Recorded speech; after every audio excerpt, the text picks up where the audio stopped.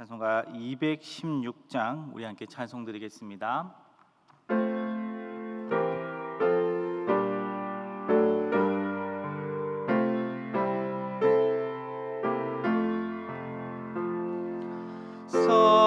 성자의 귀한 몸 날 위하여 버리신 그 사랑 고마워라. 내 머리 숙여서 주님께 비는 만남을 주님께 바치리까.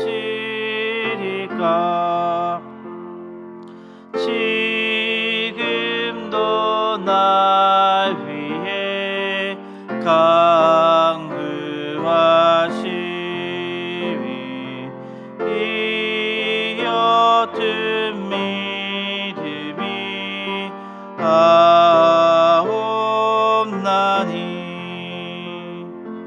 주님의 참사랑 고맙고 놀라워 찬송과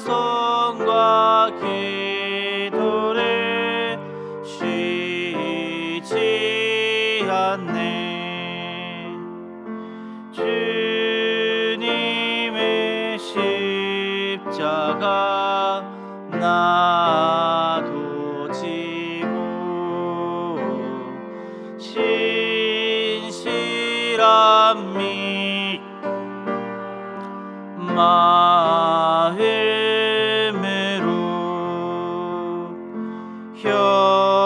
형제의 사랑과 친절한 위로를 네게 나 베풀게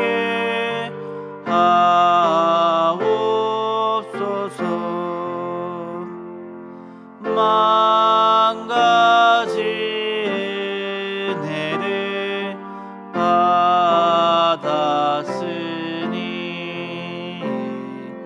내 평생 슬프나 즐거우나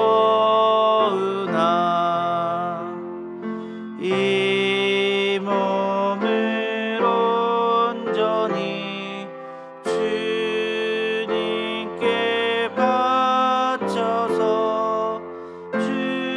주님만 위하여 늘 살겠네. 아멘.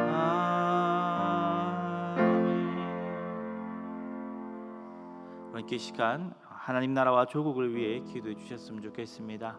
지금도 세계 곳곳에서 하나님 나라의 복음을 위해 선교사님들이 또 여러 가지 성도님들이 목숨을 걸고 자기의 많은 것들을 희생하여서 주님을 전하고 예수 그리스도를 전하고 있습니다. 그 손길마다 주님께서 함께하여 주시고 하나님 아버지 그분들의 사역을 통하여 주의 나라와 복음이 더욱더 확장되게 하여 주시옵소서. 우리나라를 위해 기도해 주실 때에 하나님 아버지여 위에 있는 자들을 주님께서 불쌍히 여겨 주시옵고 하나님을 두려워하게 하시고 또한 백성들을 사랑하는 위정자들이 되게 하여 주시옵소서. 늘 조국교회가 깨어서 하나님 나라를 위해 하나님을 위해 기도하는 우리나라가 되게 하여 주시옵소서. 저 북녘 땅에 우리의 동포들도 있습니다. 김씨 산부자의 폭 확정 아래 살아가고 있는 저들, 하나님 아버지 저들이 자유를 얻어 하나님 앞에 온전히 예배하고 하나님을 섬길 수 있도록 하루빨리 통일이 되게 하여 주시옵소서. 그리고 우리 교회의 목회 비전을 위해서도 기도하겠습니다. 화목하여 소망이 넘치고 칭송받는 교회 되게 하여 주시옵소서. 우리 기도 제목 가지고 함께 이 시간 기도드리겠습니다. 사랑하는 내가 풍성하신 하나님 아버지, 하나님 아버지의 나라를 위해 기도합니다. 하나님 아버지 세계 곳곳에선 아직도 주님의 하나님의 이름을 거룩히 여기지 않는 많은 자들이 있습니다. 하나님 아버지여, 예수 그리스도의 이름도 들어보지 못하는 나라들이 있습니다. 하나님 아버지여, 이 짧은 시간에도 예수님의 이름조차 듣지 못하고 죽어가는 자들이 너무나 많습니다.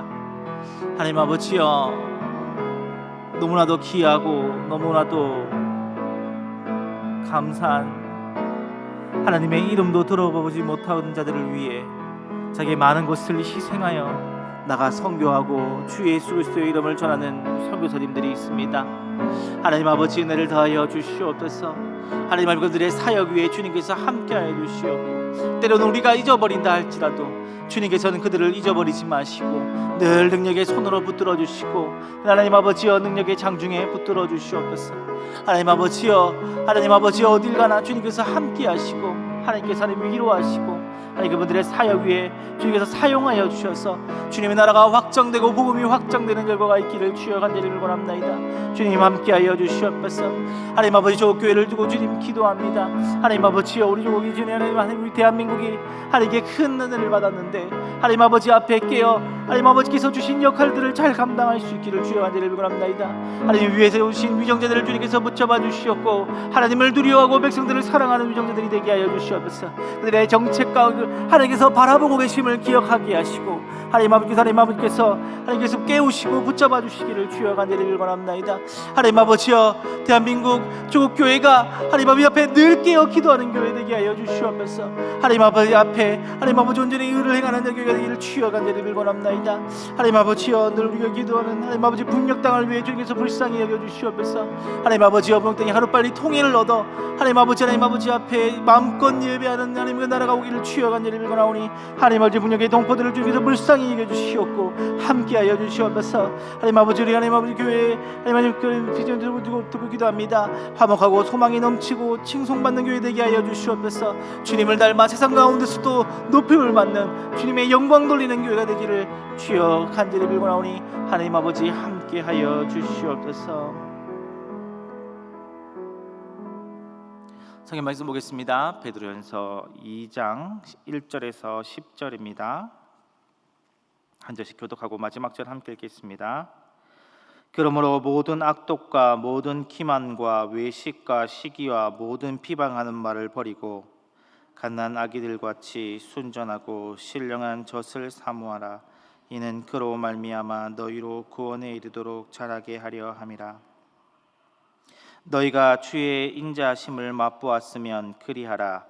사람에게는 버림바 되었으나 하나님께는 택하심을 입은 보배로운 산돌이신 예수께 나아가 너희도 산돌같이 신령한 집으로 세워지고 예수 그리스도로 말미암아 하나님이 기쁘게 받으실 신령한 제사를 드릴 거룩한 제사장이 될지니라.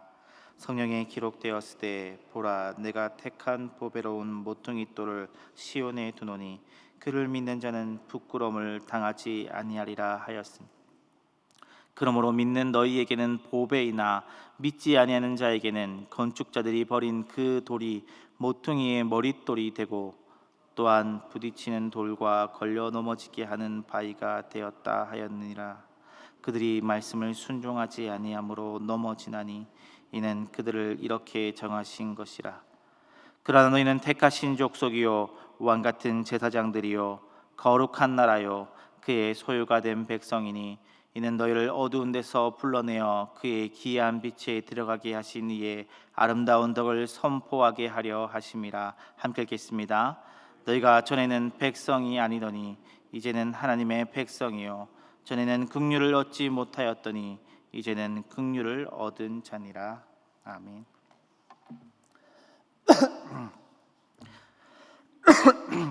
죄송합니다. 베드로전서는 베드로 사도가 본도, 갈라디아, 갑바도기아, 아시아와 비두니아에 흩어진 나그네들에게 보낸 편지입니다.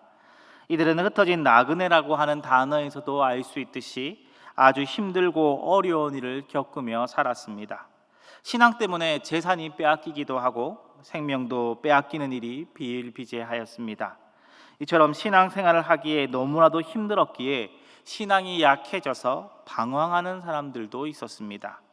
그만 신앙을 포기해버리는 사람들도 있었습니다.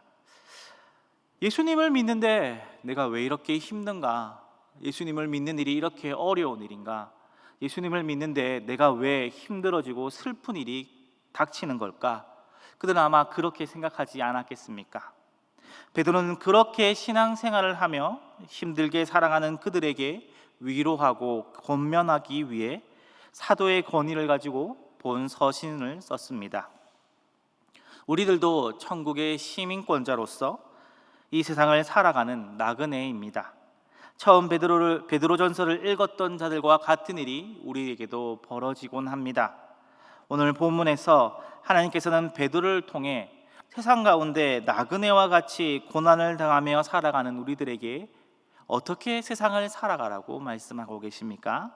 첫 번째는 진리의 말씀으로 거룩해지라고 말씀하고 계십니다. 그렇습니다. 베드로는 나그네 인생을 사는 우리들에게 진리의 말씀만이 우리를 거룩하게 한다고 이야기하고 있습니다. 1절에 이전에 빠졌던 죄들, 과거에 입었던 더러운 옷들을 언급합니다. 모든 악독과 모든 기만과 외식과 시기와 모든 비방하는 말을 버리라고 합니다. 베드로는 이것을 다 벗어버리고 갓난아이처럼 순전하고 신령한 젖을 사모하라고 합니다. 이 신령한 젖은 우리로 하여금 구원에 이르게 합니다. 구원에 이르도록 자라야 한다고 하니 우리는 이미 예수 그리스도의 믿음으로 구원받았는데 왜 다시 또 구원에 이르도록 해야 하는가? 그런 의문이 드실 수도 있을 것 같습니다. 맞습니다. 우리는 예수님을 믿음으로 그 즉시로 지옥과 멀어진 구원받은 자가 이미 되었습니다. 하지만 우리의 모습이 아직 구원받은 자의 모습, 예수님 닮은 모습이 완전히 된 것은 아닙니다. 구원받은 자로서 구원을 주신 이의 모습에 이르기까지 우리는 자라가야 합니다. 그것을 위해 우리는 신령한 젖이 필요합니다. 신령한 젖은 무엇입니까? 바로 말씀입니다. 우리는 늘 말씀을 공급받을 때에 자랍니다. 이렇게 새벽 기도의 자리에 나오신 우리 성도님들은 성공하신 것입니다.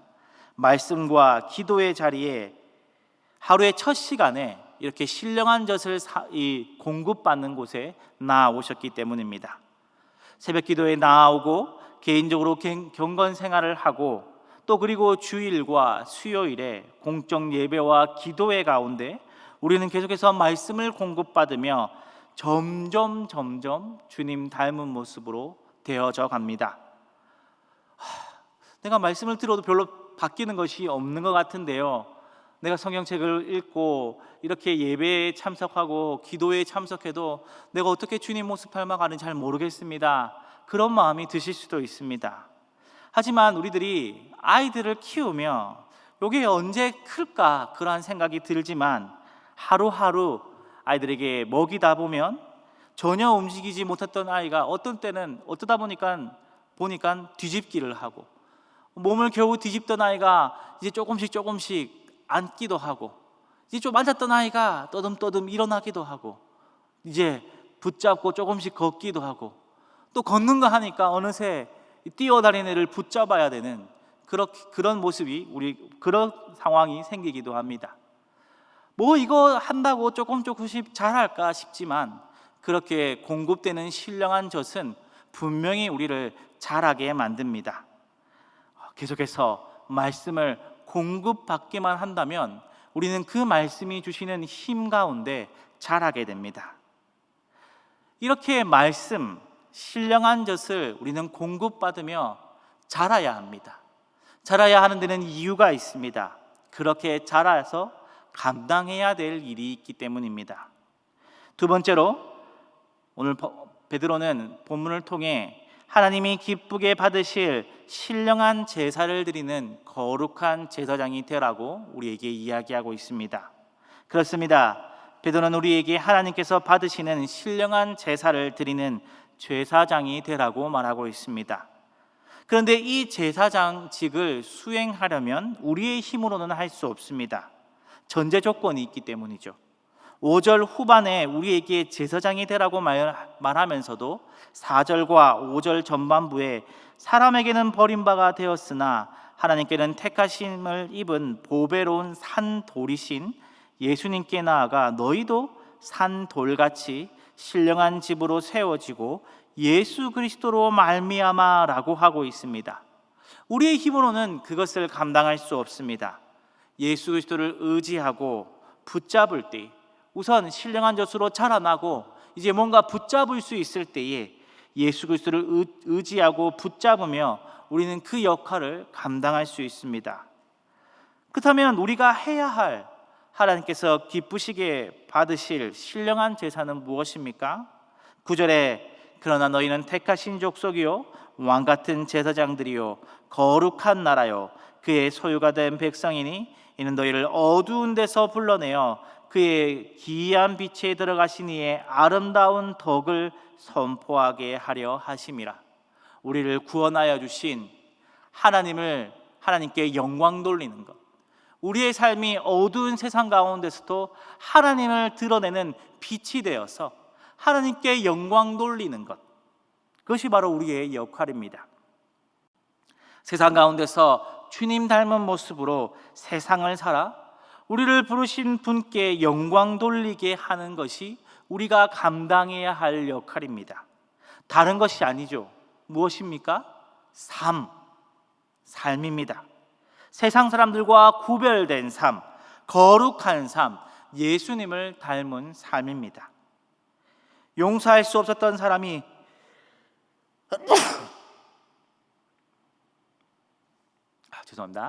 용서할 수 없었던 사람이 누군가를 용서하고 누군가를 사랑할 수 없었던 사람이 누군가를 사랑하게 되고 왜 그러죠? 용납하고 누군가를 받아들일 수 없던 사람이 누군가를 용납하고 받아들이고 그 이유가 예수님 때문이고 예수님 때문에 변화되었다면 우리의 바뀐 삶이 예수님을 증거하는 삶이고 하나님께 영광 돌리는 삶이 될 것입니다. 하나님께서 기뻐하신 일을 하려고 할 때 세상 사람들에게 버림바 되셨습니다. 그 사명을 감당하려고 하실 때에 우리 주일날 담임 목사님께 들으셨던 것처럼 제자들조차 도망치고 대항하려고 하였습니다. 그러나 하나님의 독생자 예수님께서는 그 일을 담당하셨습니다. 세상 사람들에게 멸시당하고 조롱받으며 건축자들이 버린 돌과 같이 되셨습니다. 하지만 하나님께서 기뻐하시는 일을 따르셔서 십자가에서 죽고 부활하심으로 산 돌, 살아있는 돌이 되셔서 보배로운 모퉁이의 머릿돌이 되셨습니다. 우리가 하나님께서 기뻐하시는 삶을 살 때 세상 사람들은 예수님께 그랬던 것처럼 우리를 비웃고 멸시하고 때로는 박해할지도 모르겠습니다. 베드로전서의 수신자였던 흩어진 나그네들처럼 말입니다. 그러나 우리가 예수님과 닮은 모습으로 때로는 세상 사람들이 왜 그렇게 사냐 어리석다고 말하는 모습으로 살 때 6절이 말하는 것처럼 결코 부끄러움을 당하지 않게 하실 것입니다. 그것 봐라, 예수 믿으니 꼴 좋다. 물론 잠깐 그렇게 이야기를 들을 수 있을지는 모르겠습니다. 그러나 최종적으로 마지막에는 와, 정말 예수님 살아계시네. 너를 보니까 너가 그렇게 예수님 말씀 따르고 예수님 닮게 살려고 하다 보니까 하나님께서 정말 복을 주시네. 너를 보니까 진짜 하나님이 살아계신 것 같다. 그렇게 말을 듣게 해 주실 것입니다.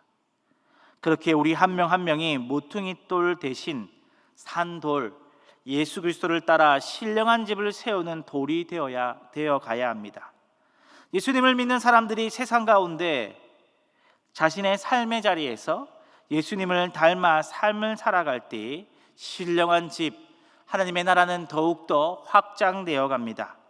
세상 사람들이 말하는 지혜로운 방법을 따르지 않고 세상에 미련하다고 말하지만 하나님께서 기뻐하시는 삶, 예수님 닮은 삶을 살아갈 때에 하나님께서는 세상 사람들이 누릴 수 없는 놀라운 복과 형통으로 우리를 채우시고 그렇게 할 때에 우리의 모습이 세상 사람들을 오히려 넘어지게 만들 것입니다. 아니, 저렇게 사는데 잘 된다고? 아니, 저렇게 하는데 일이 잘 풀리네? 천국을 소유한 자들이 누리는 복입니다. 그런 모습이 하나님께 영광을 돌리는 모습이고 곧 우리의 삶 자체가 복음을 전하는 전도지가 될 것입니다. 사랑하는 성도님들, 우리가 베드로전서를 처음 읽었던 자들처럼 저 천국 본향에 적을 두고 이 세상을 살아가는 나그네들입니다. 타향에서 본향의 삶을 살아가는 것은 분명히 힘든 일이겠지요. 그러나 그럼에도 불구하고 저 하나님의 나라의 사람으로 살아간다면 하나님께서 그런 예수님을 영화롭게 하신 것처럼 우리들도 영화롭게 하실 것입니다. 부디 신령한 젖으로 예수님을 닮아가고 세상 가운데 작은 예수로 살아 하나님께 영광을 돌리는 저와 성도님들이 되시기를 바랍니다. 하나님께 시간 기도드리겠습니다. 하나님 아버지, 오늘 나오신 새벽에 나오신 성도님들을 주님의 이름으로 축복하여 주시옵소서. 신령한 젖을 공급받으러 나오셨습니다. 하루의 시작을 주님께서 가장 기뻐하시는 그곳으로 선택하시고 나아오셨습니다. 이분들과 주님께서 함께하여 주시옵고 오늘도 모여 기도할 때에, 이 새벽에 기도할 때에 그 구하는 모든 것들이 이루어지도록 주님께서 함께하여 주시옵고 주님의 기뻐하신 일을 택하셨으니 오늘 이분들의 삶을 주님께서 주장하여 주시옵고 주님께서 형통하게 하여 주시옵소서. 모든 말씀 예수님 이름으로 기도드렸습니다. 아멘.